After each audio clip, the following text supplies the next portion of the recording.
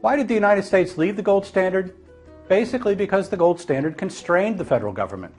The obligation to redeem in gold limited money printing at times when the federal government, rightly or wrongly, thought more money printing would be a good idea. The United States went off the gold standard in two major steps. First, in the 1930s, under President Franklin Roosevelt, the federal government broke its promise to redeem Federal Reserve notes in coin for U.S. citizens. Private ownership and use of gold coins were actually outlawed. Individuals and banks were ordered to turn in their gold coins and bullion to the Federal Reserve. In the late 1960s and early 1970s, the Fed printed dollars rapidly. The falling purchasing power of the dollar triggered redemptions by foreign central banks, and the U.S. government began running out of gold. Rather than stop printing dollars, Nixon ended their redeemability in 1971.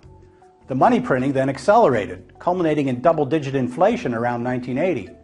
By contrast, inflation under the classical gold standard was never in double digits and averaged only 0 to 1% per year over the long term.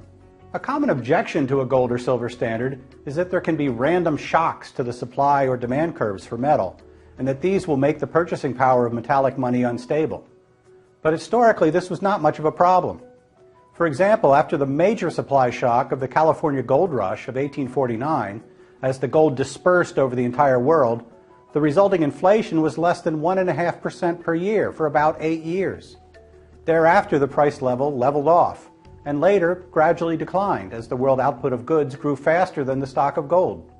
Under our current Fiat Standard, the supply of money is up to the decisions of the Federal Open Market Committee.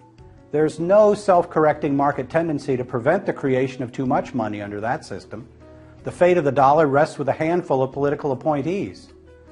The practical question is, under which system are the quantity and purchasing power of money more stable?